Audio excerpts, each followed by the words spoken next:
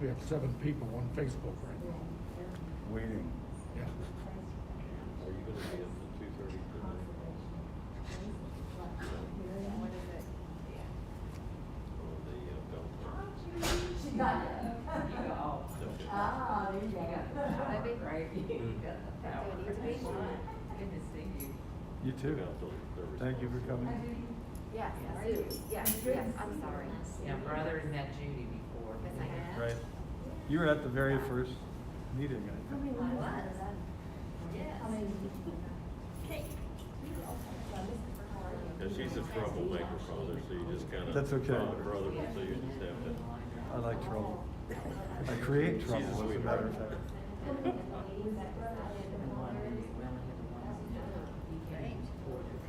Please tell them that we did a great job. Oh, I think they did too. And there's more exciting things coming too. Yeah. But only Yeah. one member had to be the whole church.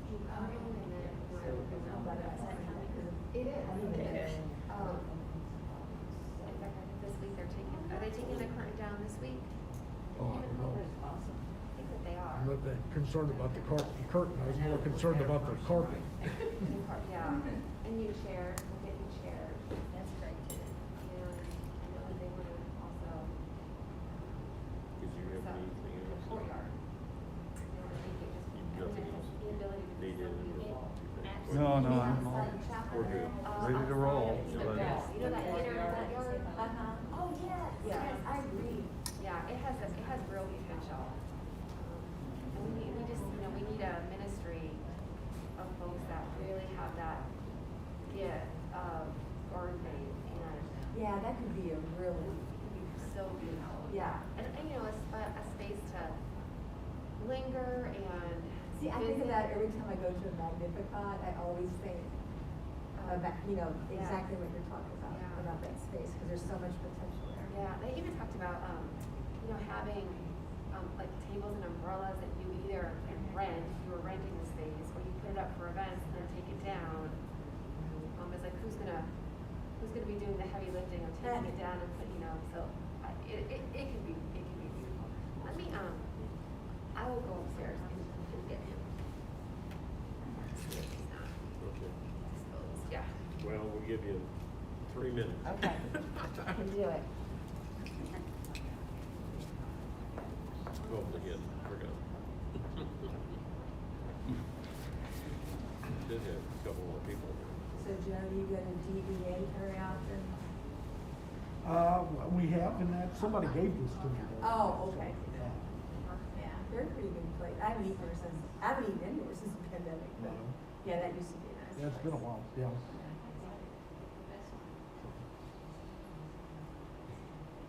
Everybody wants So this. My your- daughter your wants to staff call still this not every hearing once in me. a while. It's coming, it's probably coming. I'll get you your as- own. Yeah. I like it. Yeah. Um, I got an email on Sunday Here he from, comes here now. Ah, that's Father where Harry, we- who has been Or corresponding. Julie Whitman. He's done the major I'm thing. sorry. Julie Whitman gave me this. Oh, okay. Good morning, Father. Good morning.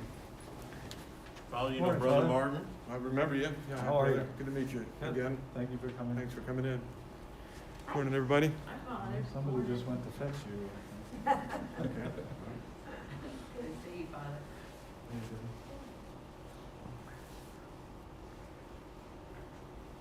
Well, have you ventured at any of the seminarians? Have you met any of our seminarians? Well, especially since the pandemic, even at ordinary times when the church is kind of the dividing line between the monastery and the students. Because, the students tend to be kind of curious about the monastery, but their bishops and a lot of people who come for school or for retreat have very kind of romantic ideas about the monastery, So a lot of the students will come to like the offices and things in the monastery, and the staff at the seminary, we have separate chapels, separate churches, I didn't because realize that. they're So coming there to separate. study, Mhm. and it's not uncommon that somebody who comes there to study all of a sudden tells their bishop they want to be a monk. Well, that upsets the bishops because he's sending them to come back to the diocese.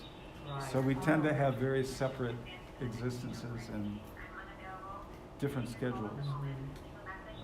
Well, it's beautiful there. I know they fall in love with State Minor. It is a beautiful place. Katie's Just father is everything, here you know. now, or just one? Most Just of the them. people there, and, you know, just, oh, It's so the beautiful. atmosphere. Yes. Were Most you, of the local people think we're a county park. Oh. They think they're a county park.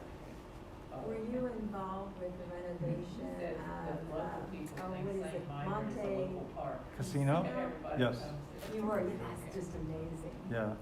The city's The, basically. the fellow who did the restoration on the painting was a Muslim from Bosnia.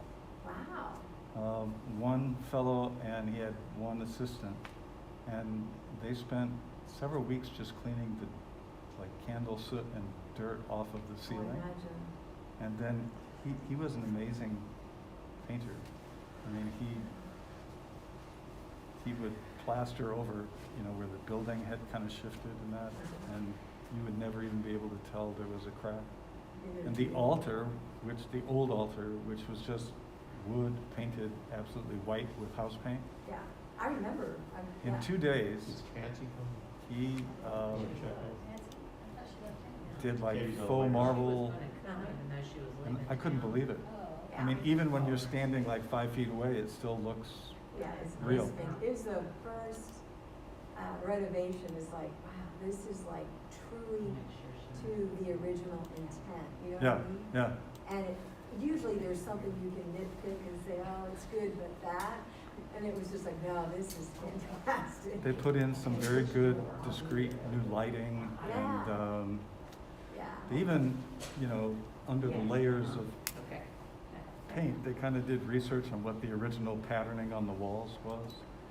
And although we didn't go back to that because it looked kind of like a backgammon board, Looked like did it? these big diamond shapes. Yeah. But we took motifs that were in other parts of the church Uh-huh. and used that as a pattern for, Yeah. and it looks really good. She's she's parking her car. She's parking her car. Patsy, the lady you met before, brother, she's parking her car, sorry. Okay, She's the lady that's going out of town. She just, she waited because she wanted to be here. she's gonna be very disappointed, so.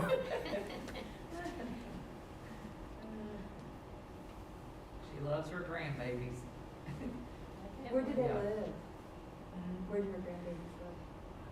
I thought it was up I'm there. ready to go. You want me to keep the lights on or turn them off at a certain time? And then she What, is. from that one out? Yeah. Do all of her kids live out of state? Well, maybe I'll go Yes. over, when I introduce him, I'll go over and turn it off. Okay. Is it too bright right now? There it is. No, She has- no, It's okay. she has a lot When of the lights are sisters. off, She has you a lot can't of see family. the speaker Oh, as okay. well, So so. then we better not do that. Mom's then. here. Oh, I mean, you can see what it looks like online right She here. actually lives by me over in the nursing home. When he does his The nursing presentation, home we'll is turn on it off. Sarin. Okay. They just opened, her mom lives there. Sager? No, it's on Sarin Drive, right off of Tate's Creek. Oh, I know what you're talking about, yeah. I can tell you about it, yeah. John, you're so Is, patient. that's not, He was up. Yeah, that's what's coming over the internet. but it's not live, Because I heard Yeah, it somebody is live. downstairs, I'm like, because, No, well, there's a 20-second delay. oh, I was gonna between- say, he was moving back and forth, and he was standing at the podium.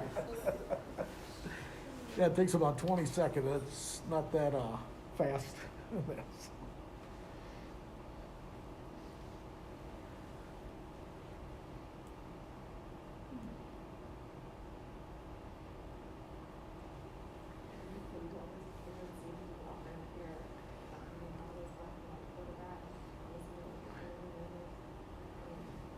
Oh,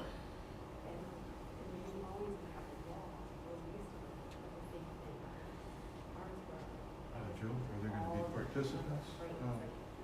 No, it's not on Zoom, so. Okay, so it's really just to capture it for people to see at a later date. Now, if they put a comment on Facebook, I can share it with you. Okay. am going to get them up. And the Nallies have asked for this. But every time I look at Anybody yours, else is? I'm Do you like, know? maybe it should be- Not that I know of. They're all- I think they promoted it pretty heavily. Fancy zero, go ahead and start if that's okay. I told brother you were headed out of town and you stayed just for him. She did. Stop getting ready to. I hope you're not disappointed. No, I That's all Well, brother. good morning. I'd like to welcome everyone here. Thank you for being here this morning, for joining us at Christ the King Church, and for those who are joining us with Christ the King streaming. Today we have a very special presentation by Brother Martin. It is his second presentation in reference to our chapel and Our Lady statue. And today we are trying to explain what's happening in Our Lady's Chapel renovation. And at this time, Father Paul, would you have an opening prayer for us, please? Exactly, sure.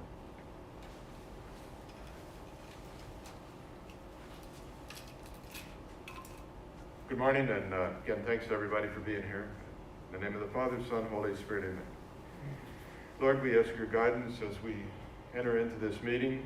May it be a time of wisdom for us. Bless us so that we'll be able to open ourselves in a wonderful way and be part of a creative process as we reflect on the development of our chapel.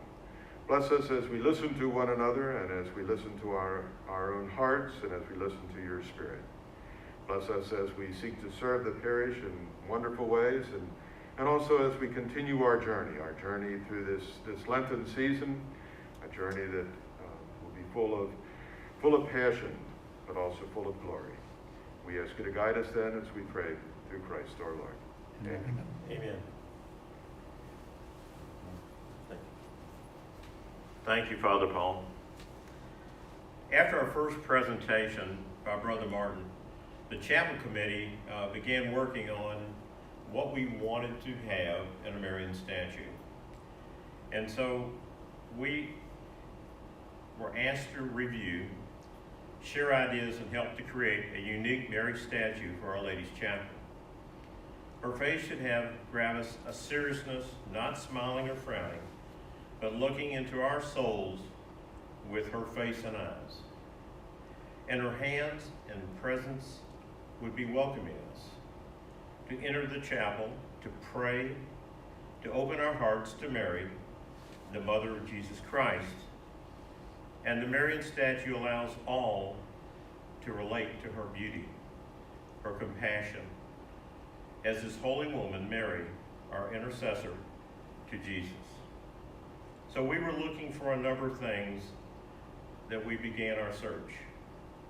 First, there was an image that is faithful to tradition and scripture, an image that is inclusive, an image that is radically ambitious, and an image that is some degree all people can identify with, and an image that the materials and craftsmanship is equal to the quality of the chapel, the Cathedral of Christ the King, with our beautiful stained glass and design. I'd like to tell you a little bit about Brother Martin. Brother Martin has been a Benedictine monk and lived at St. Meinrad Arch Abbey in southern Indiana since 2005. He attended the Marianist High School and became influenced by the work of the Marianist artists, joining their community in 1971. He received his Master's of Fine Arts from Boston University in 1986 and began his career working in painting, illustration, ceramics, stained glass, furniture, and worship space design. Brother Martin received his certification as a liturgical designer from the Catholic Theological Union in Chicago. He is a well-known liturgical artist and liturgical consultant. Brother Martin continues in a wide range of media, including pottery, stained glass, and wood, and is nationally known for his illustration of sacred themes. He has creatively renovated over 50 churches, and his stained glass design has transformed many worship spaces. Brother Martin's religious illustrations are well known, and his art has been used for the cover of many OCP missiles. He was commissioned to create 17 original illustrations for the Roman Missal, 3rd edition, published in 2011. His art celebrates the Benedictine motto that in all things may God be glorified. In all things may God be glorified. Brother Martin will review the Marian statues, chapel seating design today, candle lighting design, and Mary's chapel entrance gate symbol design. It is our pleasure this morning to welcome Brother Martin. Let's give him a warm welcome.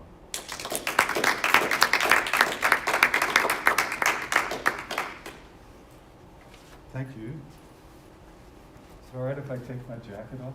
Absolutely. And then since I'm up here, I can take my mask off too. Yes, absolutely. I've had both of my shots, so I'm safe. Safe enough, I suppose. I'm going to start by telling you a story about myself. I've been in religious life for almost 50 years, and most of the time, especially since I joined the monastery, most of the time, I'm running around in a habit in the community, and a t-shirt and a pair of jeans outside of that when I'm at work. So when I have to come and do a presentation like this, I have to kind of dig around to find clothing that is suitable for outside use. And anyway, about a year ago, I was having some problems. The floors in my studio are concrete. And I was doing a lot of work getting ready for a show. So I was standing up on this concrete, and the calves and my legs were just aching. So I called a friend of mine who is in the construction business. He and his wife come to St. Meinrad for retreats very often. And I said, Dave, what do you do when your legs, if you're on concrete all day, your legs get sore? And he goes, yeah, I get compression socks. And I said, compression socks, aren't those for like heart attack victims? And he said, well, they can be, but you can wear them. And I said, where do you get them? He said, you can get them at Walmart or any store, just in the men's clothing. Look for compression socks. So the next week, I went, I have to sit down to show you this. I went to the store and got compression socks.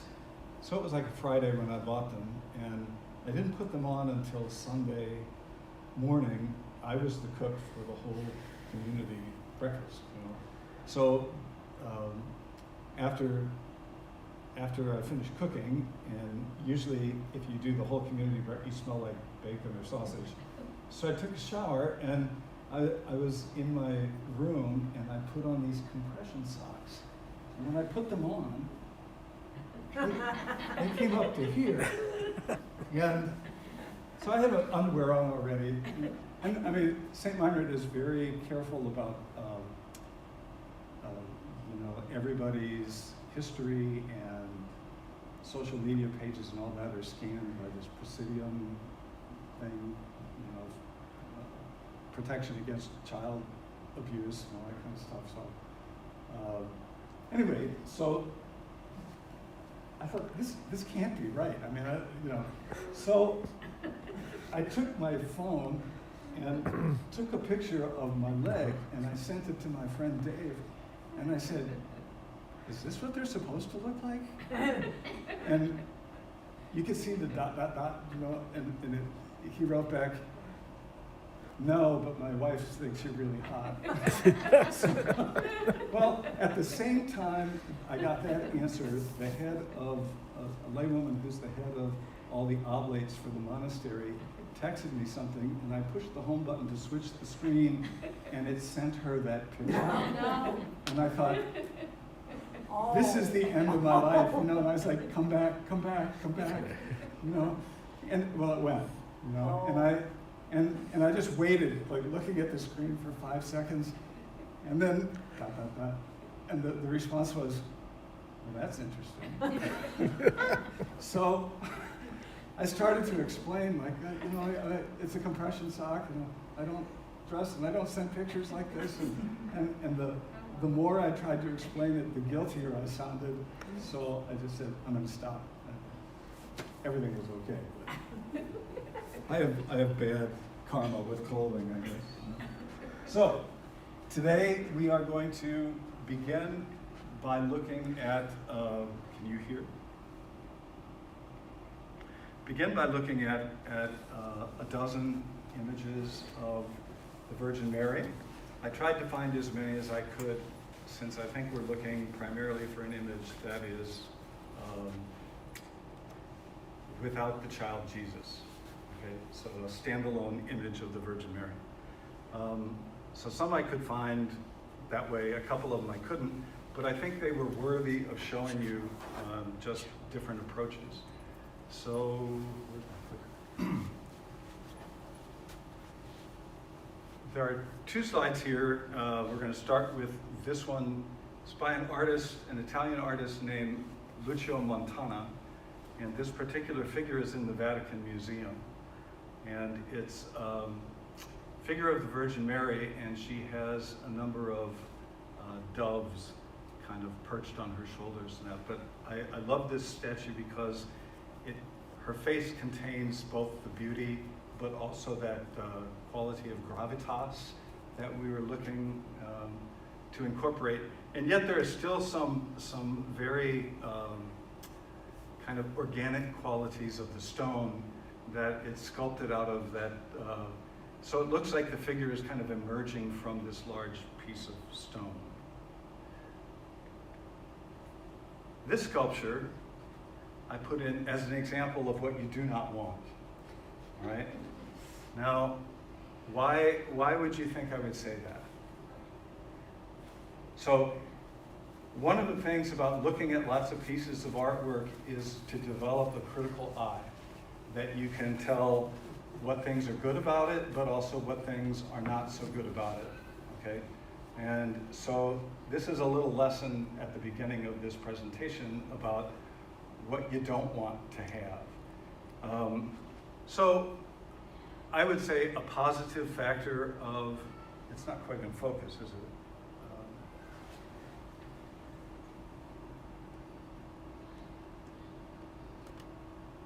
There, well, maybe that's the best we can do. A positive quality about this is certainly it's anatomically correct, all right? All the parts are in the right places and they're the right proportion. Pardon? They've been to the gym. Well, at least Joseph has. One of the things I think that is missing from these two figures is, especially in the Mary figure, she's got what I consider to be, I call it the catalog Mary look. When you buy a figure out of a church goods catalog, usually the figures have this kind of vacant look. It's the same look that you might find in a department store mannequin. They're beautiful, but you know, if you look at the face and you go like, what emotion does this embody? It would be really hard to tell what it is that this statue is trying to express. Likewise, I think, especially in the Joseph, which is troubling for many statues that are made in the United States, I think, of Christ today, they look more like bodybuilders, as Father mentioned. And so it takes the focus off of the spiritual quality of the statue and what the message of the statue is. And you know, you think like, wow, that guy really, you know, spent a lot of time on his biceps. And what you want to focus on is not anatomical parts. You want to focus on the overall spirituality of the figure, okay? So I would say, in general, this particular grouping sculpture has failed. Both the position of Mary's hands, it looks like she's presenting something but there's nothing else there. And Joseph looks more or less really focused on Mary, and so I think that's kind of an example of what you do not want to incorporate into your statue. This is a second shot of that Lucio Montana figure in the Vatican Museum, which there's something about it that face of Mary to me is beautiful and yet haunting, and it's got that gravitas that we look for. And you might think, well, the hand that's raised up is kind of a little bit oversized. But according to the tradition in liturgical artwork, hands, faces, and feet were usually a little bit accentuated in order to be more expressive. This is a piece of work by a contemporary American artist named Alexander Tylovic.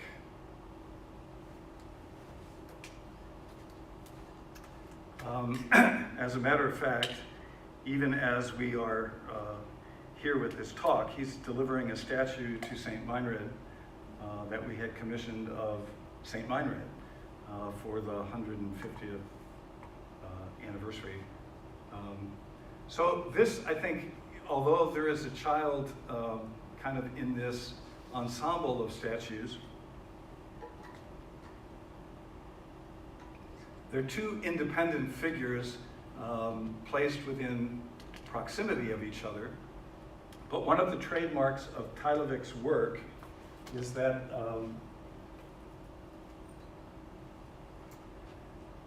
he does kind of a marvelous job of eliminating all of the extraneous lines in the sculpture. He keeps the main lines like in the drapery, but they're very understated. And so it has kind of an ancient look, but also a contemporary look at the same time. And the faces, I think, do kind of catch that flavor of what we're looking for, that gravitas. And also, so the figure of Mary is in this very ancient tradition of the Orans position of praying.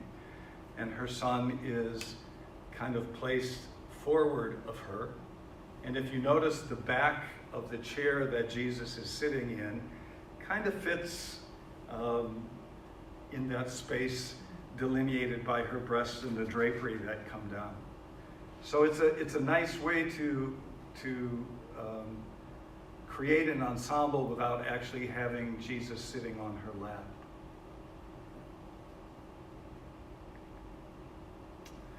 I think we might have looked at this before. This is by a German architect and artist, Gottfried Bohm. And this is in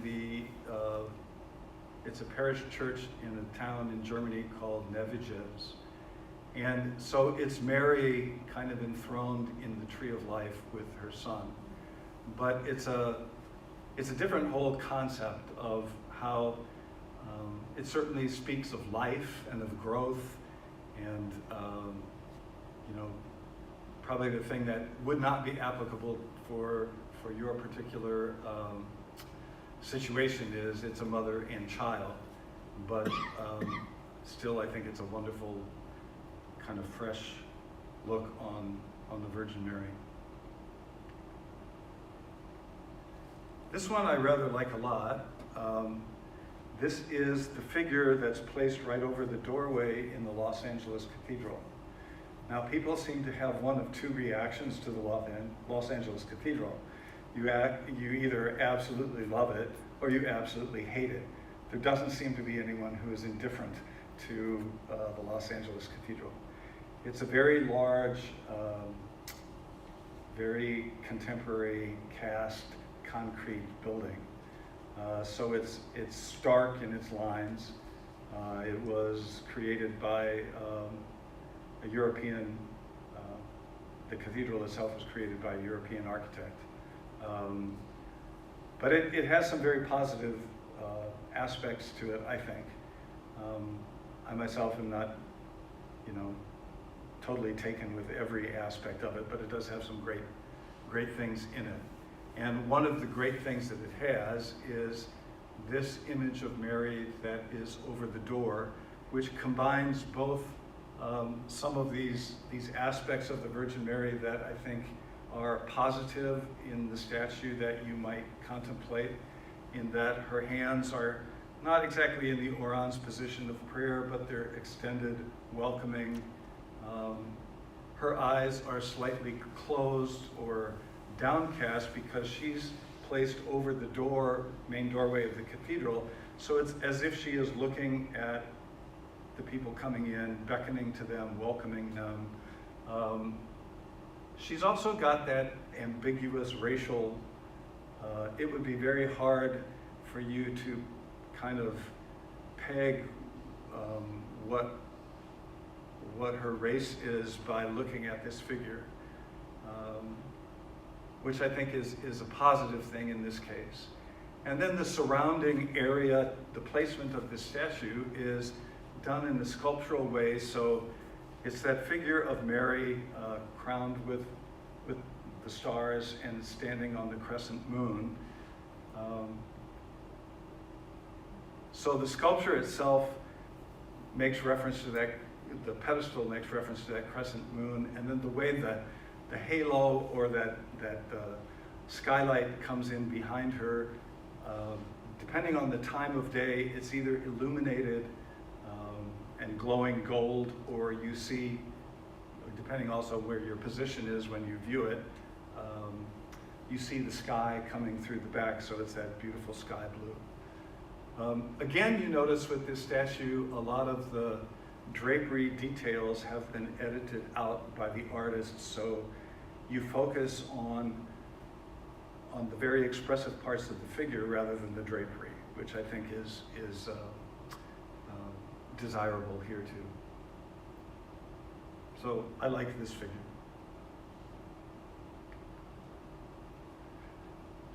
This is another figure of the Virgin Mary by Alexander Tylovic, and Mary is pregnant and one of her hands is resting underneath her stomach. It's again very kind of reductive in that the lines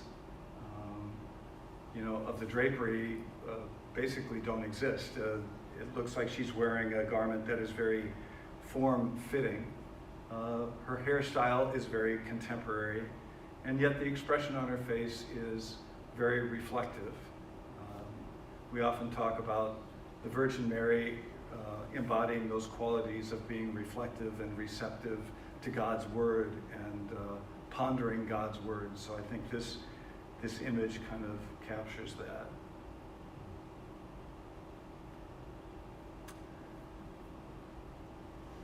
Somewhere in the notes that you had sent me, one of the possible titles for this chapel is Mary, Queen of Heaven. So I looked around there are lots and lots and lots of figures of the Virgin Mary as Queen, but a lot of them are either medieval or Renaissance figures, and I think they really tend to emphasize that whole monarchy, queenship kind of thing more than what we might be looking for. This, believe it or not, is a contemporary, it was done in the 20th century by a German artist named Gerhard Marx. He was very active in the 1940s and 50s in Germany. And so while Mary has a crown, both her facial features, this one does have a baby also on her lap. It's almost impossible to find a European figure that does not include the baby Jesus. But again, the drapery on the figure of Mary as Queen is very subtly kind of modeled. So all these, her gown and the mantelpiece that's over her arms and shoulders does not become kind of a major feature here.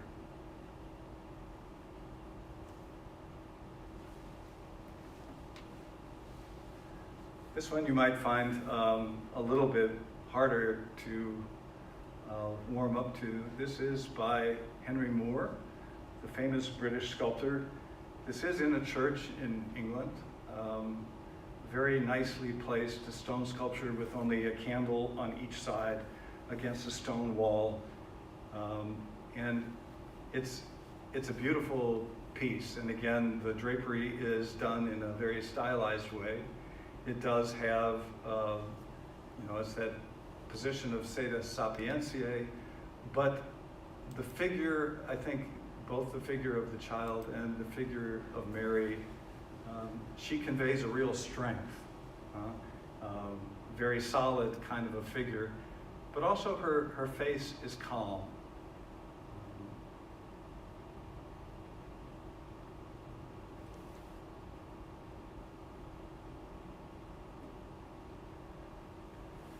This also has a figure. This is another English figure, and it's not Eric Gill, but it's probably done by a disciple of Eric Gill. But I think the wonderful thing about this, it has that figure again of Mary in that orans position of prayer. And not only, I think there's a lovely element where the child's hands are kind of supported by her hands. So it's like she is not only modeling the church at prayer, but she is also kind of, assisting her young child in the act of praying.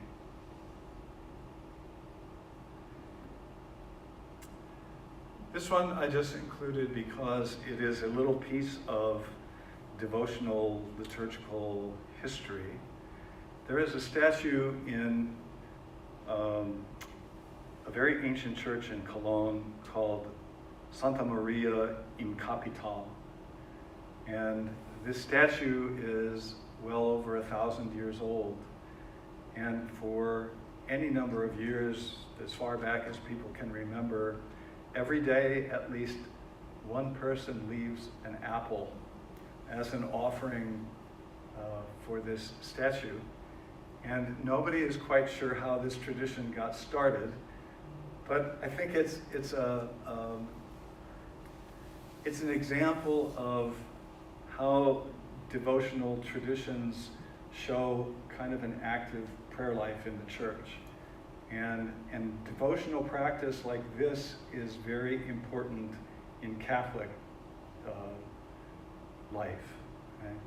That there are certainly all of the liturgical things which happen in the main body of the church, but kind of periodically situated around the periphery of the church, there are shrines or images of the saints that are portrayed. And so while we do public worship in common, we also have areas that are for private devotion and are usually done privately. And so it's important that people feel that there is a place to leave a votive candle or a place to leave a flower as a sign of their personal devotion, or in this case, a place to leave an apple. I don't know who eats the apples, but I think it's just a beautiful little ancient tradition. So these are the Marys. I just brought you 12 for today. And are there any questions or comments about any of these figures? I'll leave a copy of these with John to put on the internet for people to look at. I tend, whenever I do presentations, I tend to show you figures that you probably would not ordinarily see. And because I think one of the purposes of bringing somebody like me into a group like this is so, my job is not to show you what you are already familiar with, but to show you things that perhaps you are unfamiliar with, but also perhaps will be a little bit jarring. Right? And it would tend to then, I think the success of the statue that you will come to have made for your chapel will be something that is uniquely yours, just as most of these are very individual kind of sculptural pieces. And you wanted to embody the kind of qualities that the group has been talking about, but you also want it to be done in a style that makes it distinctly yours. An example of what I would consider failure, if you incorporate a beautiful face and beautiful hands, and it's portrayed on a statue that looks like one, you know, you've seen in somebody's yard, like in a bird bath or in a shrine in somebody's yard, I think you will have failed in that way, because you don't want it to be common. You want it to be uncommon and beautiful and memorable. And yes?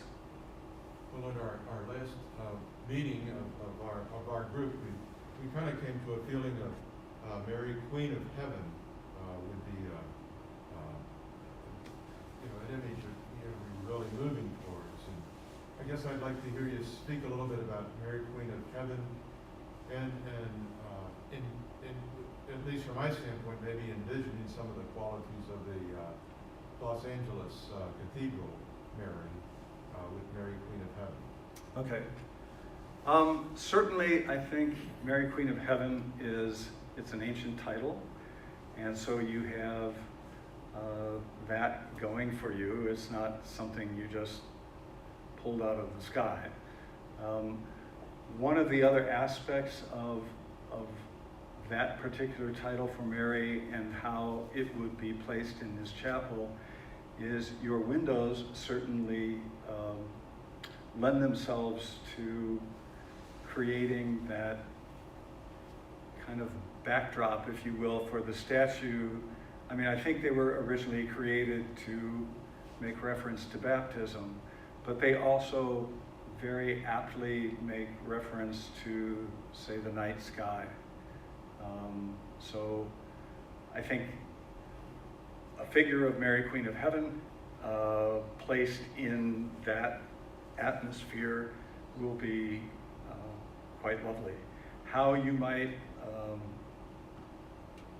create subtly, for example, like at the Los Angeles Cathedral, you saw that kind of cutout in the ceiling above Mary that was a circle sliced on an angle.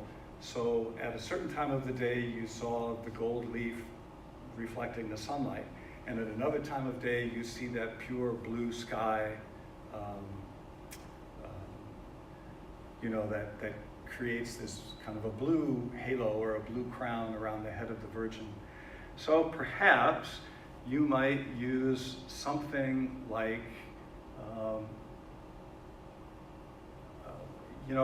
I think the very earliest, and I'm not recommending going back to that, but the very earliest meeting we had, and I think the reason why I was kind of brought in was you were thinking about doing a stained glass circle on the middle of the ceiling over the, and I actually advised you not to do that because it would always be in a light box, and stained glass is never really seen to advantage if it's not natural light. However, if you took an idea like, do you know when I use the word a corona, a halo? So if, for example, there is somewhere hovering above the image of the Virgin Mary, a corona of, the story from Apocalypse says she's standing on the crescent moon and crowned with 12 stars. So if there might be this very extremely minimal, just kind of like a stainless steel circle that is suspended down from the dome and has 12 very tiny lights in it that could focus on the statue, but also would be very much that crown for the Virgin, I think that would be just a kind of a dynamite way of reinforcing this image of Mary as Queen of Heaven without necessarily putting, the imperial crown on her head. The one thing I would caution you about for Queen of Heaven, I love the title. The other thing you might do is, I don't know what position the hands will be in, but if the hands might be kind of out either beckoning or in the position of prayer, there might be some subtle pattern on her garment that would be like a small star pattern. And it doesn't need to be colored, but it would just, again, reinforce that idea of Mary as Queen of Heaven. In fact, that, she is Queen of Heaven, but she is also embodied she's wearing the stars of heaven. I think would be very nice. The thing I would caution you about is if you put a crown on her head, we come particularly from a culture that has no royalty. All of our officials are elected, and then after they serve their term of office, they step down, and then somebody else takes over. So there isn't kind of a history in our culture of someone who is a monarch. There's more of that tradition in the church, like the Pope is elected generally for life. I think recently Benedict resigned, but previous to that, the last resignation of the Pope was probably 1,000 years before that, when Celestine resigned. So I think for some people, the crown might be a stumbling block. So if you do put a crown on her head, maybe what you would want is something, again, to be kind of subtle, like a band that might have some relief, kind of detail on it, like stars just etched into the band or something, but not certainly like a Gothic crown with lots of spires and things, because I think that will tend to alienate certain people. And I think the last thing you want to do is alienate with this statue. But I think that LA statue would probably be the closest thing in terms of, not that you copied that statue, but in terms of the qualities of that statue and its setting, offers a lot of positive guidelines for you to reflect on. Okay. It's almost like the queen who's also a social worker or a person of compassion, who's Right. ready to care for people. A queen, but who also cares for her children, or Yeah, we were thinking I'm pretty sure, I speak for the group, we were thinking of less the crown and more of the, I guess you said, the corona with the stars. Yeah. And that's probably, I think, as far as we got. There might be more to that. Here is something also I would not do. This, and I'm going to claim this one as personal taste rather than, it would be what I would call a bad design flaw. Today, lots of people that are renovating churches or after the Second Vatican Council, a lot of unfortunate work happened in older churches where things that were more ornate or decorative were thrown out.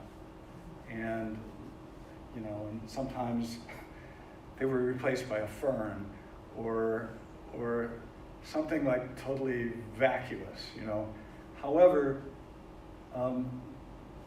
the directive of the council was to arrange the church in such a way that whatever the primary focal point was, is make sure that is the primary focal point.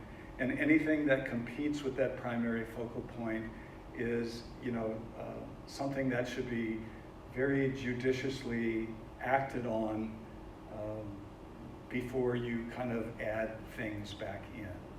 So, for example, previous to the council, I think lots and lots of churches, and I'm just talking about ordinary parish churches, you'd have a crucifix rather large in the front, and sometimes you would have someplace either placed beneath the crucifix or near the crucifix, you would have possibly an image of the patron saint of the church, and then usually on either side, sometimes in the sanctuary, sometimes at two side altars, would be either, certainly on one side would be the Virgin Mary statue, and then on the other side would either be St. Joseph or the Sacred Heart.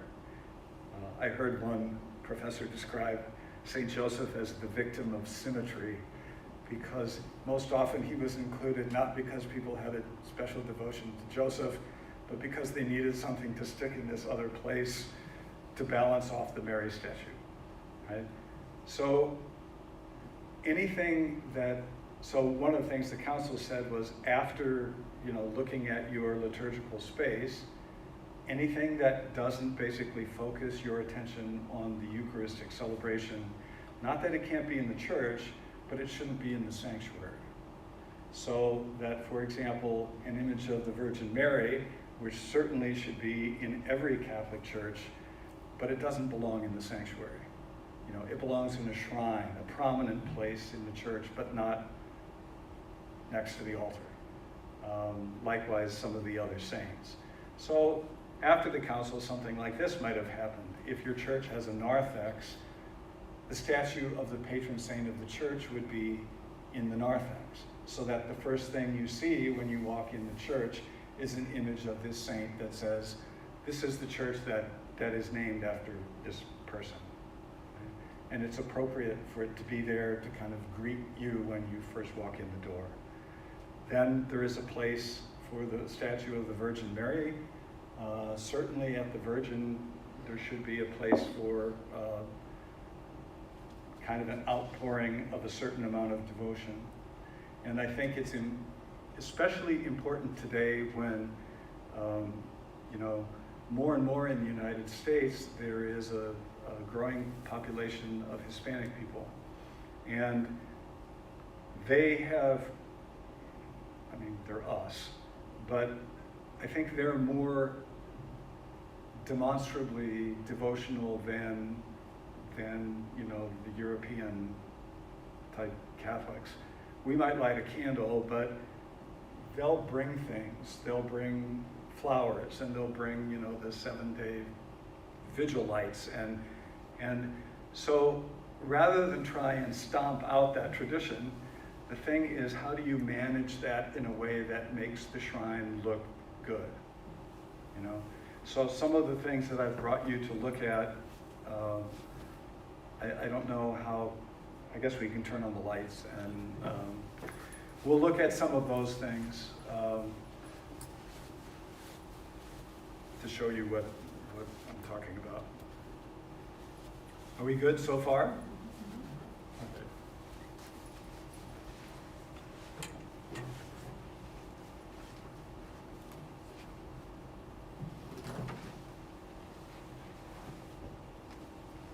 So let's start with your doors, shall we? So as you approach the hallway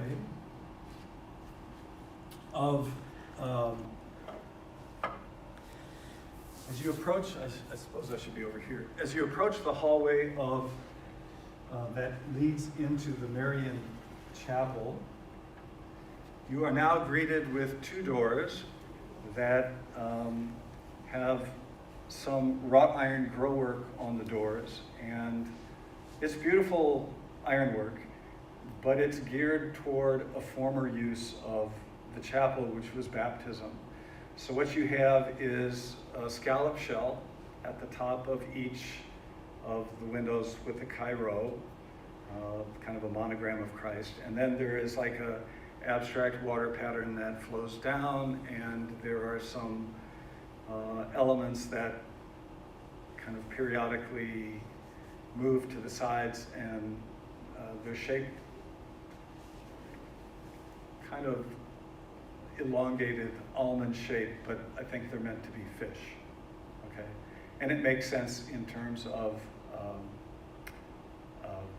that baptismal theme. But when I was here at that first visit, I thought, you know, with just a little bit of tweaking, and I believe that if it's possible to save as much of what is there of the original building and not taking it out, you can still give those doors meaning without damaging what's there. Okay, so I designed two kind of medallions that would fit over the scallop shell pieces. So one is a rose, which is the figure or a symbol of the Virgin Mary, and the other one is a lily, which is a symbol of the Virgin Mary. And it would be like a sandwich that it would attach from both sides, so that the scallop shell would be completely covered, but it would not damage the scallop shell underneath. You wouldn't have to take it off. So at any time, like just for historical preservation, that which is the original is still there intact. So these would be done, I think the original pieces that are there are copper. I drew them kind of like bronzy copper. But I think when you cover those two scallop shells, then you can make a case for these turning into flowers rather than, I mean, they're certainly abstract flowers, but they turn into flowers rather than being, so you have kind of a meandering stem, and then leaves coming off of that, and then the rose on this side, the lily on that side, with the Chi-Rho. If you wanted to do, I just threw in a second drawing of something totally different, but just to give you a possibility, and I'm not saying but you could also replace the panel glass with stained glass panels, and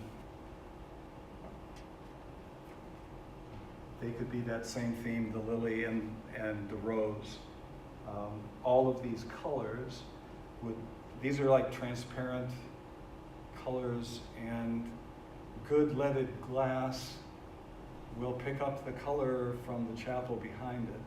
So all of these colors will also let the blue of the windows bleed through. And as you can see, there's lots of clear glass surrounding. So red and blue make purple. Green and blue make an aqua color. White will certainly, you get the blue coming through. So all of that would not be anything that would disfigure the look of the chapel coming in. But it gives you a couple. So you would take the grate off on the second one? Yes, the grate would Yeah. come off. Okay. May I pass those around? You may.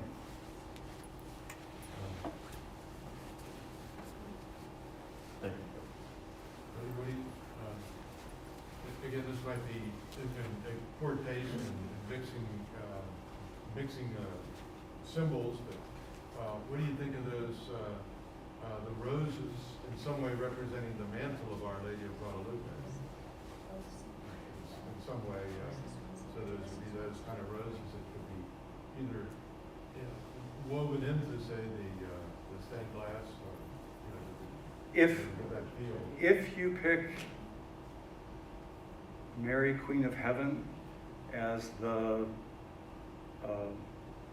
well, even the I would say this rather than roses for Guadalupe. If you recall her mantle, she's wearing a pink undergown, and then she has a blue or aqua kind of colored mantle, and it's covered with stars. So I don't know that even if you put stars on Mary's mantle, it kind of makes a similar reference, especially if you picked the same type of star that's going on the new figure's mantle, that's on the figure of Guadalupe. I think introducing like lots of roses is going to kind of mix,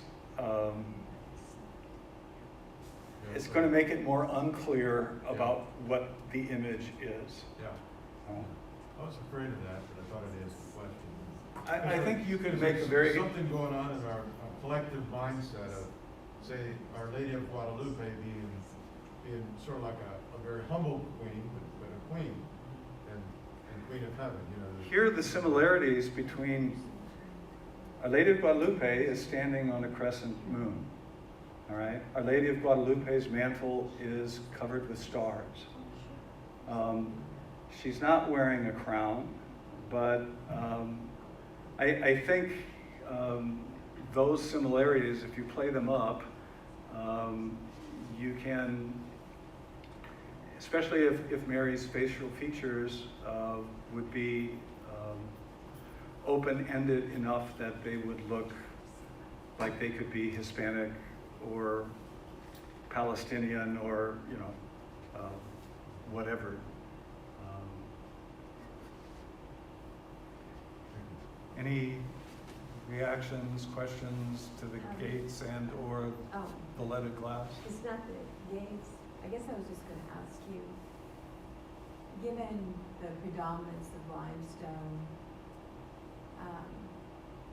what do you feel would best complement and mesh? Not necessarily, not matchy-matchy, but be cohesive in terms of material for the statue?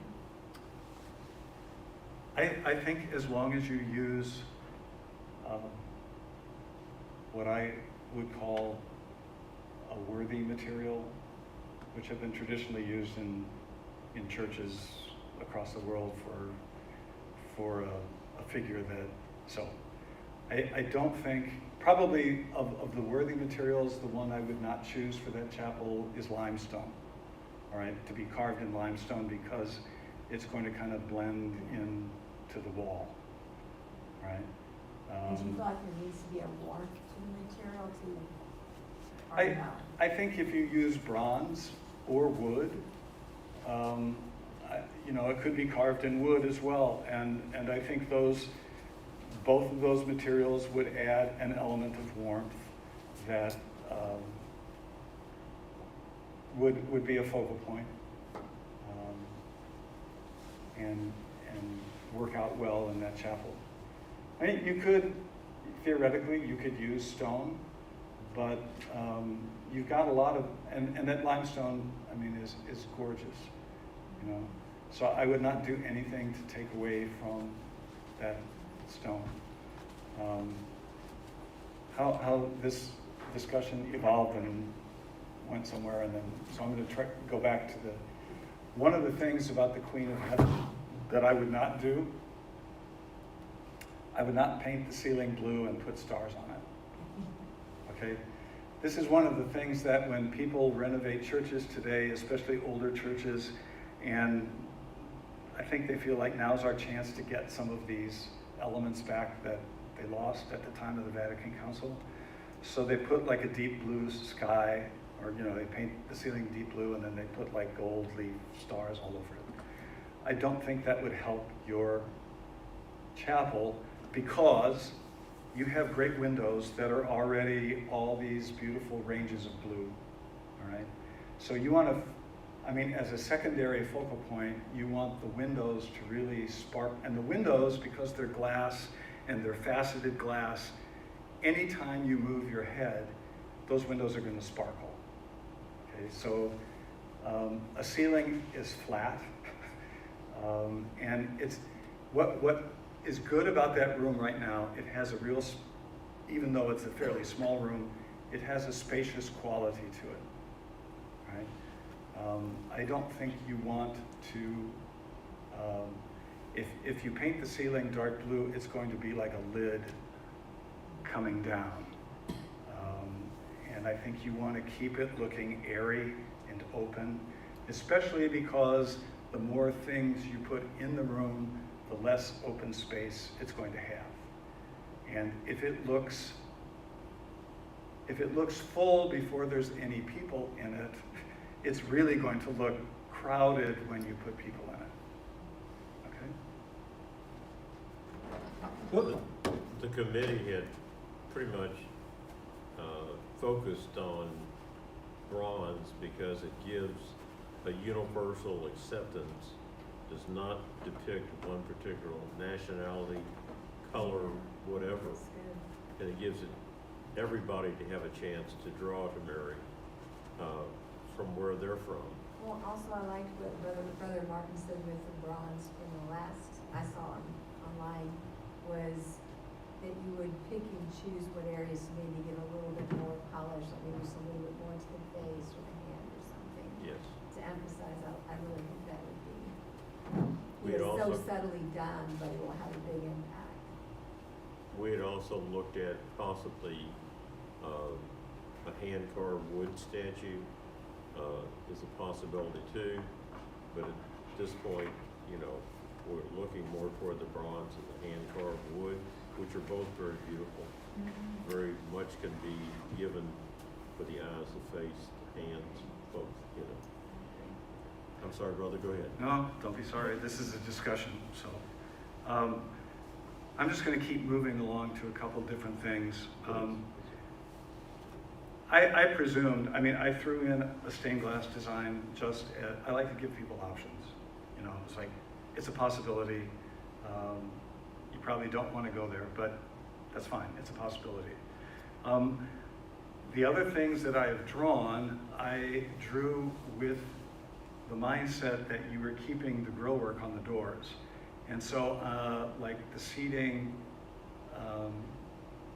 in the chapel, I meant to go with, here's what you got. Like you have an almost completely neutral ambiance in the space.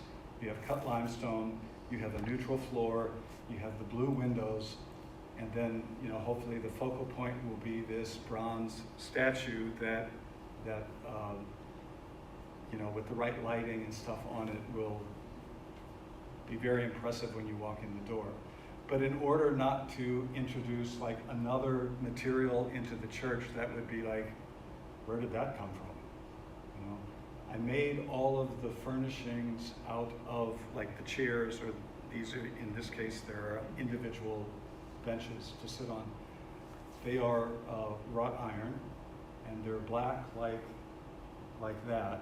But they could as well be, I mean, if you would decide, they could be like a soft, non-directional buffed stainless steel. That would work. Or they could be bronze in color. That would also work. But what I'm giving you right now is just, I think black shows up better, but it also works with the doors. And so the seating, when I looked at the plan for the chapel, I thought the blank walls actually were bigger than they actually are. And the blank walls actually, most of the space for the blank walls is in the corners. So there's just a little over 2 feet on each side of the corner. 2 feet isn't a whole lot of space. So I designed individual backless seats. I designed them a little bit higher. So what you're looking at here is a frontal view, but it's also the side view, so it would look the same. And then from the top, it would be an upholstered cushion on the top, and picking a color that would go with the things that are in the rest of the room. So I picked kind of a bluish gray, Like I wouldn't pick red, just because, again, it drops out of nowhere. If you decided, this would be another possibility for you. I made these minimal enough that if you decided you wanted to put like seats that were groupings of 2 or 3 together and place them in front of the windows, you could do that because these seats are pretty minimal in structure. And so the light, when nobody's sitting in them, the light would be coming through all of the structure all of this at the bottom. And of course, if somebody is sitting on it, then the light's not going to pass through them anyway. But my idea is that in each of the corners, these are 21 inches high. The usual rule for seating for most places is the cushion on the seat is at 18 inches. And they leave an 18-inch square, which I think is a little hopeful in America right now for most people. We seem to be a little more prosperous than 18 inches square. So those are designed at 20 inches square, which still leaves empty space on either side before you hit the corner. You don't want, 2 chairs kind of at an angle so that people's feet are occupying the same space. So there's still on either side of the chair about 6 inches, and then there's another 6 inches of space on this other bevel before the chair is placed in the middle. But you could very easily hook 2 and or 3 together and put them in front of the windows. So, Brother, would it work to have backs on the chairs? it could work. I would do this. Rather than put a back on the chair, on the wall areas, I would adhere to the wall a very minimal upholstered pad that's kind of at a certain height. Obviously, that would not be a good idea to put a bar across the middle of the window. So I think that seat would not have, if you did the ganged seats, that one would not have something going across for the back. I'm thinking of elderly folks and people who might come in holding the baby. Yeah. Now, I made the seats higher because usually seating height is 18 inches. It's easier for older people to get down and up from seats that are higher. So those are scaled at 21 inches tall rather than 18. So that's an extra 3 inches of height. They could also theoretically have, if you wanted, they could have kind of on the side, this could continue up and just kind of go from front to back and have 2 kind of arm rests or things to grab onto, also for older people to get up. But I wanted, at least at the beginning as a starting point, I wanted to make them as minimal as possible so they don't become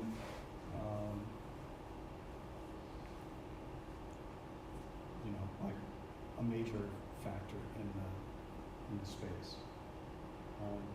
My idea is that the seating would be completely around the statue or around the whole chapel, even though obviously probably the last seat to be sat in would be the one behind the statue, but that's usually how it would go, in a church that has semicircular or completely circular seating. The last seats to fill up would be the ones behind the priest.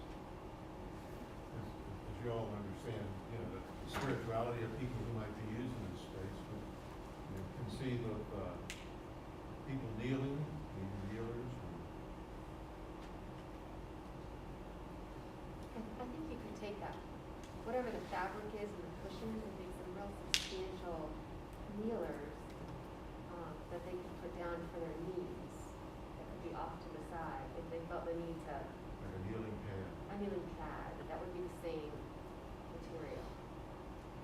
obviously, this is, I mean, it's a small space, so you can't, I think if you want to keep the space looking clean, you can't provide for every, the ideal would be if you have kneeling, I mean, and I'm not in any way opposed to kneeling pads, I think that's great. But someone who gets down on the floor on a kneeling pad may have trouble getting back up. Then you're talking about having either a rail or like a minimal kind of prie-dieu kind of arrangement to help them get back up so they have something to lean on. But then that's going to take up even more space in the chapel, of which there is not a lot of space. So I think my guess would be, I don't know if I'm anywhere that anybody can hear this, my guess would be that if you provide seating, and if necessary, arms can be put on the individual seats or on the ganged seats, that, and you have, like, with the same upholstery, say there's a, you know, a length of upholstered wood that has the same color upholstery or a complementary, you know, kind of kneeler upholstery on it, and it can very easily just sit under where the bench is, and if somebody wants it, they can slide it out either with their hand or their foot and kneel down. The idea being when they're finished, they would push it back underneath the little bench.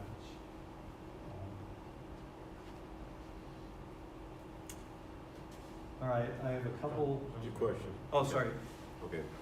The chapel, we have an angle behind you and there's an angle over here similar to what's in the chapel. Okay, so there's an angle. So when we're looking at both these, are you saying that as we step around with these different benches or seats, how is that angle, how are you going to handle that situation? The wall, before you get to the angle, Okay, is about 2.5 feet. right, So these are 20 inches wide. okay, so there's a space, There's a space Okay. between, so you could put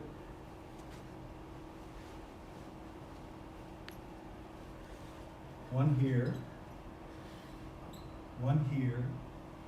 and if they're centered on that small wall before you hit the window, you will still have, I think, enough space for people not to feel like they're sitting on top of someone else, and they also have room for both their legs and both pairs of feet to be in that space without, you know, crowding.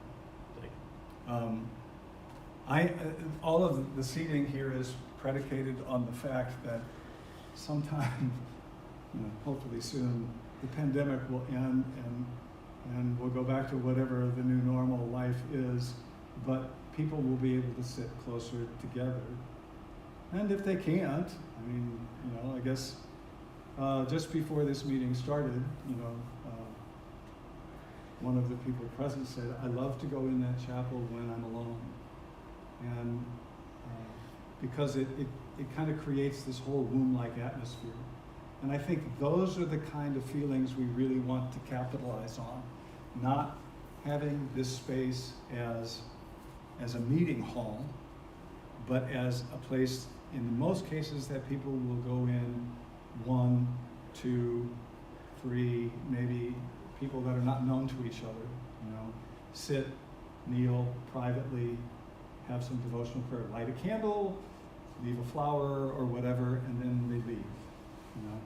And if the chapel is open for how many hours it is possible to be open during the daytime, I think that would be wonderful. There was a question brought up by the chapel committee because the committee went into the church and noticed that the existing pew color, the wood, and the fact that you have chosen ornamental iron as a frame. Is that something that the existing wood color of the pews in the church would take away? Is that what you mean? Maybe you can help us understand better Why I chose that why we material. didn't go to that wood. Okay. I choose iron for a couple reasons. It's in the grillwork in the doors, but it is also a thinner, for the amount of space it occupies. If it's built of wood, it's going to have to be, the elements of the stool or chair or whatever you want to call it, have to be more substantial than they can be if they're made out of metal. And my primary concern is to make these seats as almost invisible as possible, so it keeps the airiness of the space. Now, I don't care, like I said, you could do this in any type of metal you wanted, but this would be like solid steel bar stock, so you could not bend them. I like to make things that no matter what, people cannot destroy. I have witnessed, even my own stuff in churches, and children are climbing all over things, and so you have to think of the worst case scenario possible. So the framework of these is solid bar stock steel, welded steel that, short of a blast of some type will not be damaged. You can get good, resilient, stain-proof fabric in just about any design or color or texture you want. But I think wood, if the case to be made this way, I'm like arguing all different sides of, but that's what the job is, no? So if you made the statue out of wood, out of carved wood, I would say then that would be at least a reason you could hang bringing wood into that chapel on, all right? So you're not bringing in a material that is totally foreign to that space. I really don't like introducing things that aren't part of what's there, Existing. unless we absolutely have to. Okay? Thank you for explaining that. Yep. Would anyone like to see the drawing? I'll pass it around again. It's Is everybody good? pretty simple.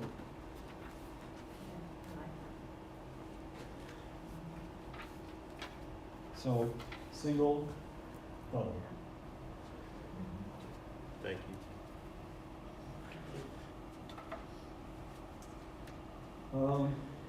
The last couple ones.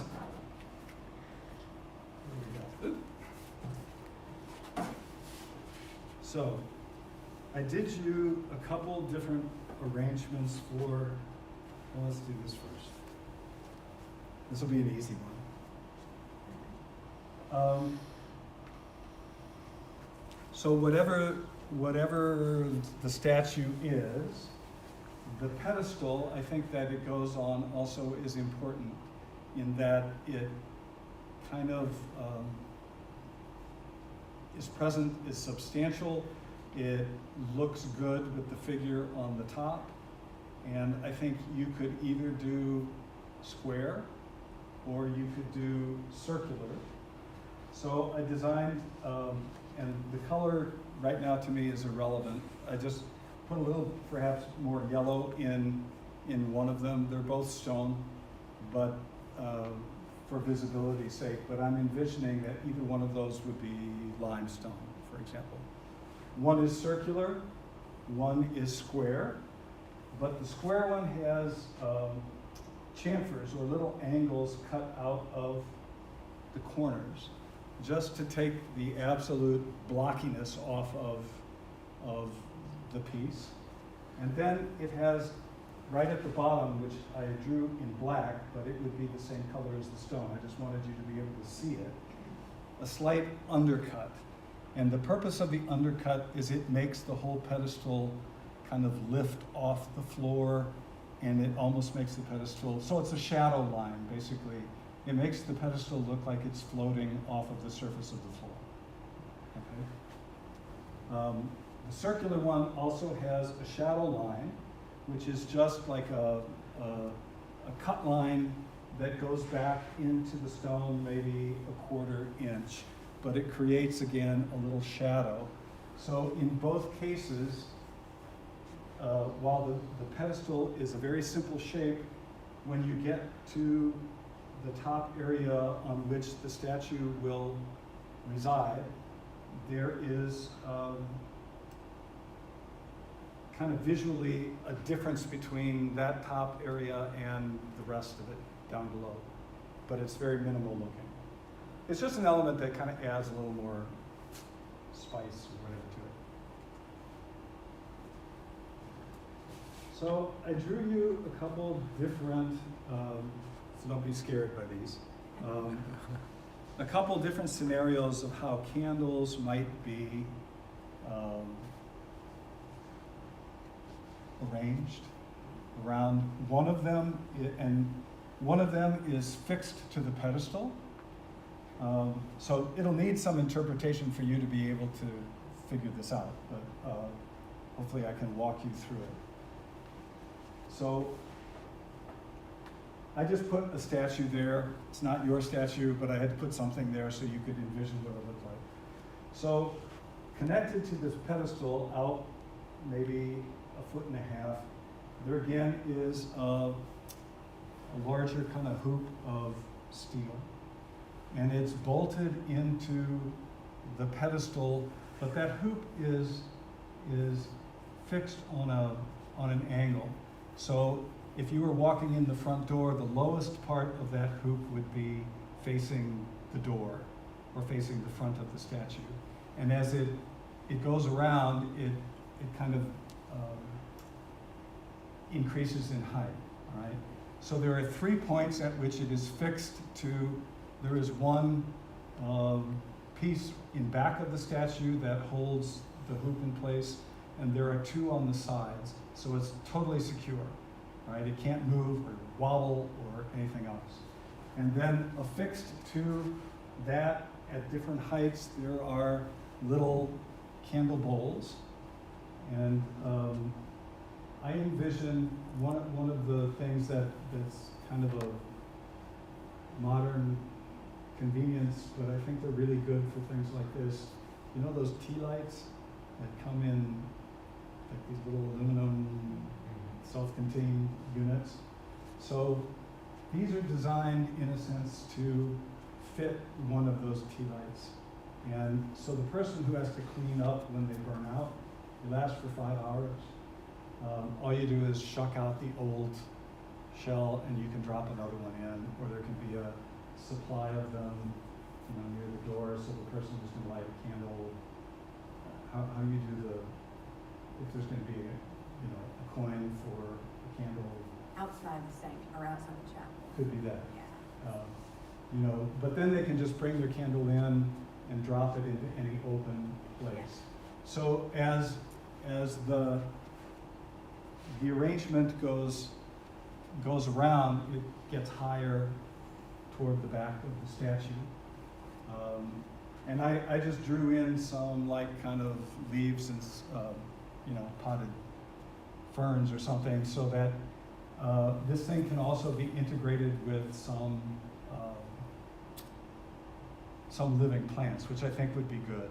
Rather than putting the plants like around the periphery, if the plants are kind of at the base of the statue, it could be flowers at different seasons. Like at Easter, it'd be great to see this thing surrounded by a cloud of lilies, for example.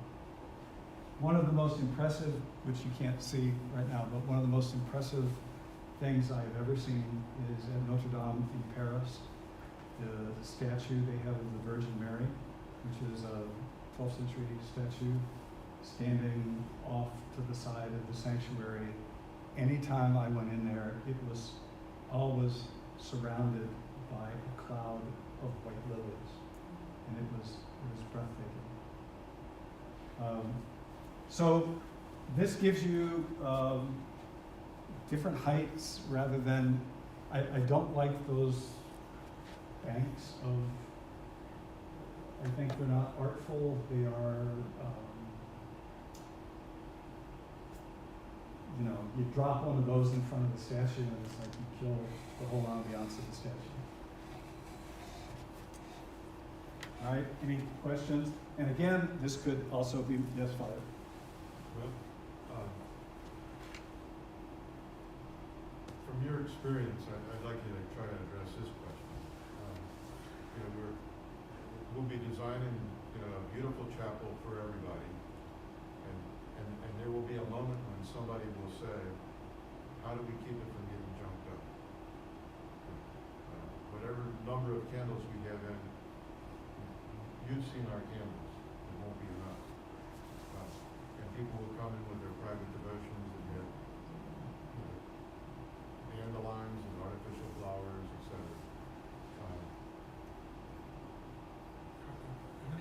How do you address that, you know?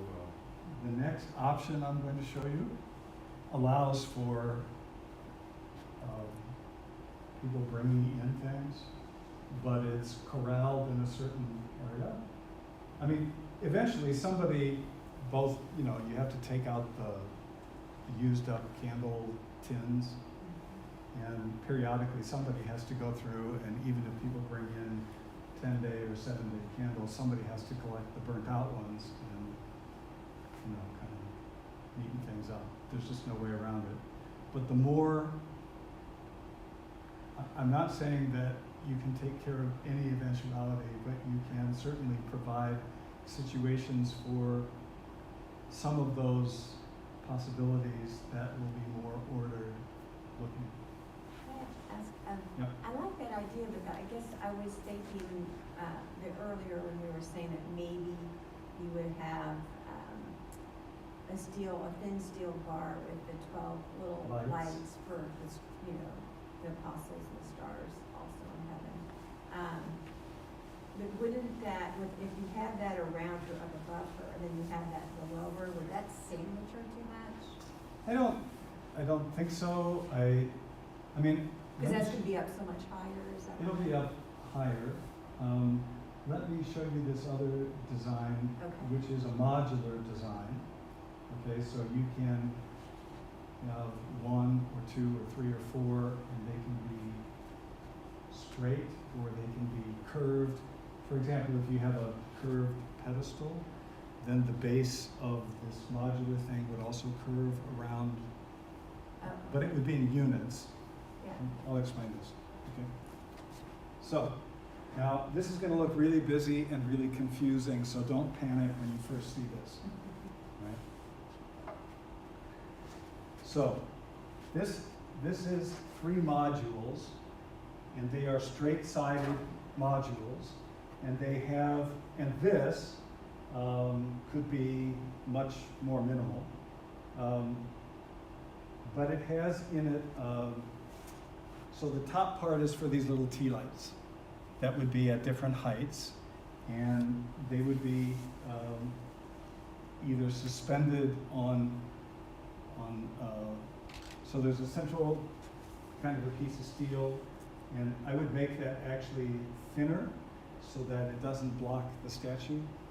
But so these little lights would be then arranged in different heights. The bottom piece is a piece of sandstone, all right? And it has like a slight depression. You could do this one of 2 ways. It has a slight depression carved into it, so people who bring in these bottle lights, there's all kinds of space down there for them to put these bottle lights, okay?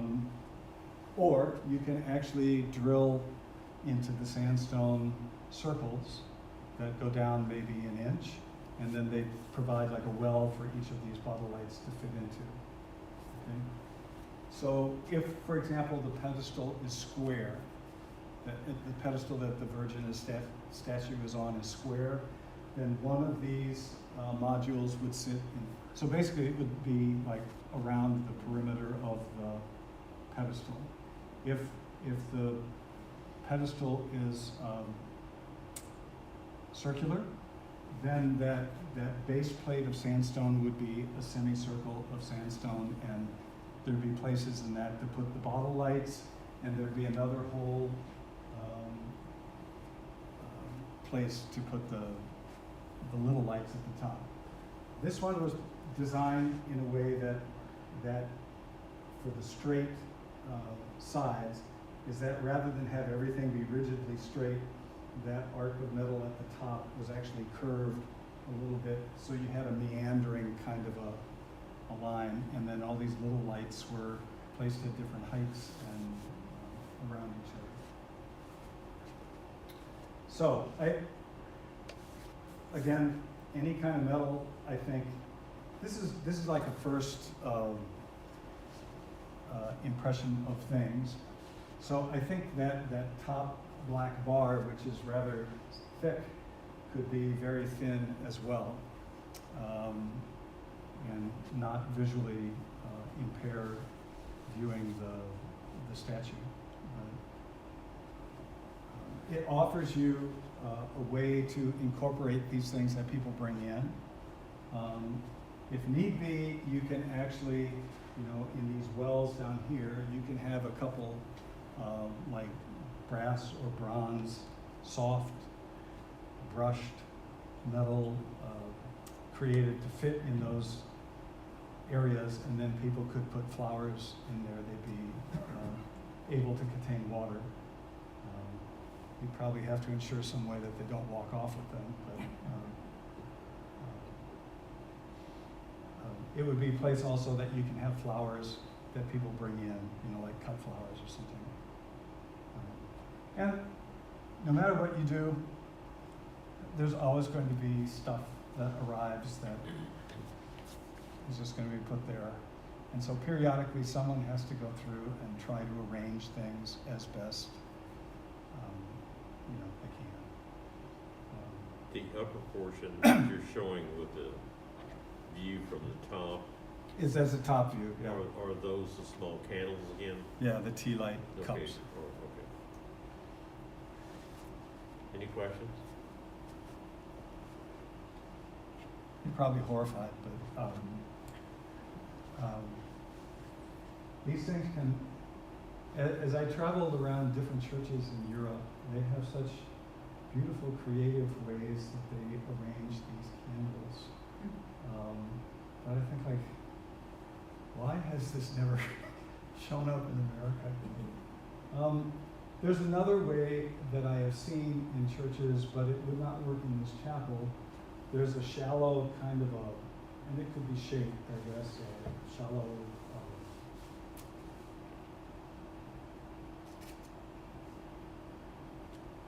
box, if you will, and it's lined with copper. All right? And at the bottom of this box that is completely lined with copper, there is either gravel or sand, so that people take their little tea light candles and they put them down, and the light from the candle reflects on the copper and bounces around, and so at the base of whatever the image is, you see all of this flickering light, but you only see the reflections. You don't see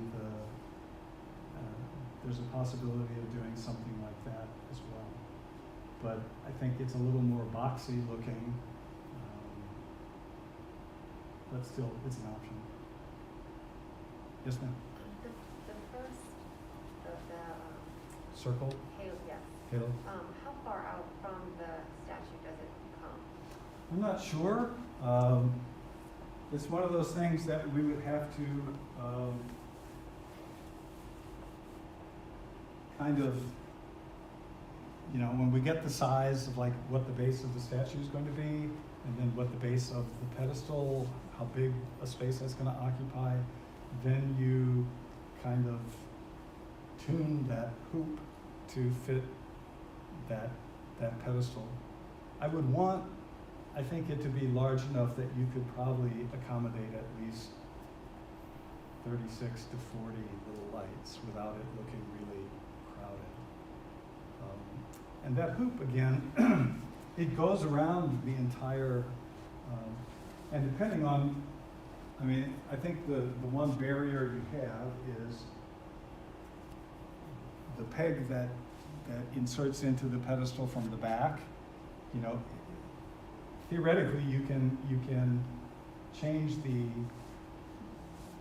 angle of that hoop to where the candles, you know, kind of go up visually to meet the statue, which I think is the most desired effect. But you could also have it so it's horizontal. I don't think it's as impressive, but you can only go so much because that peg in the back has to go into the pedestal. You know, it does cross my mind that we might not need candles in there since we do have another, like little altar area for Marian devotion where there's a whole lot, you know, the bigger candles. Something to think about as we move forward. If you didn't need them, it would be great. I think people are going to bring them anyway. Yeah. And my thought is, if you know they're going to bring them, the best way is to be prepared for that desire. Again, there's people that are gonna say, you know, my prayers are gonna be better by the big candle. Yeah, it is so much a Catholic, I mean, for centuries, it's so much a Catholic practice that that candle is a visual representation of their prayer, and the presence of that prayer, I think this is what kind of the ethos is that my prayer is present before the Virgin or whoever that image is, as long as my candle is burning. Even though I'm not here, this candle represents my prayer. So, most people I know want to light the candle and put it like where she can see it, you know. And we're that way. You know, you give somebody a card, you don't want them to put it on the table, you want them to read it. And so, while I understand, I mean, ideally it'd be great if you don't need candles in that room, but I think if you are expecting that people are going to light a candle out there, you know, and say a prayer in here, I think it's not going to work like that. Did you have a question? No? Anybody? I was just gonna say, at another church that had the regular, you know, oxy stations, you know, they, sometimes I don't know if you call it globe, the glass thing that where they put the plastic insert with the candle in. I don't know why, but I took care of that station sometimes, and the globe would be missing and people would put their plastic insert there and it wasn't big enough. And it was a very old church. It was like a huge fire hazard because it could tip easily. And in fact, sometimes the plastic was even burnt through, and I had to, you know, replace that. But it's just like, oh my gosh, this is a tinderbox. So I guess that's kind of my concern. If they're bringing in their own candle, what about the people that just bring in the $1 insert? Will that be a fire hazard? You know what I'm saying? I don't know what. Most of the ones that I'm familiar with, like the glass, weekday candles, you know, they have the image of Our Lady of Guadalupe Uh-huh. or something on the outside or some other saint. They're like basically like a glass sanctuary lamp. Yeah. And when it burns down, it burns out. They don't. This is designed, you know, like if you put it in if you have the thing drilled with wells. So it's designed exactly for that shape. For that place, and you can't move it closer to another one. Okay. And I think if it's in plastic, I mean, sometimes sanctuary lamps are in plastic Yeah. sleeves. But they're designed that when they get down to the bottom, they burn out. As soon as the wax burns out, it doesn't burn and the things at the top don't have any plastic.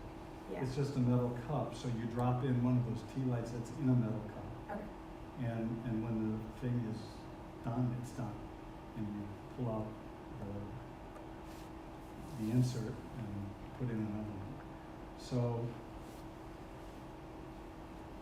I mean, you know, people will do all kinds of things, but as best I can see, there's no way that that can catch fire because there's nothing Yeah. on it that will burn. Awesome. Here's another suggestion. That might be, there's a problem with the candles, period. What if you eliminate lighting candles in there, instead have where you can put prayer requests into something once a month, they're burned. Just to eliminate altogether the hazard of having their hand, since the space is so very small. I have seen in a beautiful church, and it was in front of the Marian statue. So the statue was, you know, kind of up on pedestal height. And then in front of it, there was a block, I mean, it was a very thin block of stone, but it was perforated with all these holes. And people would write whatever, I didn't look at any of them, but, which I don't think you're supposed to do, but some people might be writing requests, some people might be writing thank you, some people might be writing anything. They roll it up and put it in one of those holes. And then, so it's a good alternative to candles. And it could be done in such a way that there's no risk of fire and very minimal. I like the idea. Pardon? It could be the culture in that particular room. And it responds to that need that you give something. You know, It's I like mean, the wall in Jerusalem. yeah. They can even put a rose in one of the holes too, though. It could be- Yes, you could put a flower in one of them, and you know it's going to die after. But flowers die. That's. So I think that's a great idea as well. We're down to about 5 minutes. I'm done. You done? So unless you have other You have a comments. question? Go ahead. You talked about the ceiling as, you know, you would not advise doing the blue and the stars. Mhm. What would you do with it? Nothing. Nothing. I think it is open and it basically has, you know, at least the color of the rest of the room. And if it does not have like some subtle recessed lighting in that valence that goes around, you might want to put in something that you could actually have on a rheostat. You know, the worst thing would be, you know, you get some light and when it goes on, it's like, everything in this room should be very toned down and geared toward making it restful and calming and serene. So the windows do that because of their color. The space does that because it's kind of open. Having some places to sit, but not too many places to sit, will do that. So I don't think you need any more decoration. I think you let the statue, you know, if you look at the oldest places and the ones that are timeless, they're the ones that have simple shapes and they just withstand the test of time. They look good now, they looked good 1,000 years ago. You know, so I would say less in this case is more. Brother Mark, we want to thank you Yep. for today. We certainly appreciate your being here. We'd like to take some pictures of those. Those are yours, So, they're that's photocopies, fine. so. There was a delivery from France for you. And in fact, it's still in the envelope. And also, there's a little Easter bunny came by, but I wanted to give that to you as well. If you'd like to open that, that's fine. And your package maybe. And it's just something from us to say thank you for touching our hearts and our minds and giving us a perspective that we need as we go forward. And we certainly appreciate your time today and previously. And is still wrapped from France. You see that? Oh, this is beautiful. All right. Very beautiful bronze, Very nice. kind of a Romanesque crucifix. My favorite period. So thank you. Let's give Brother a hand. Appreciate it.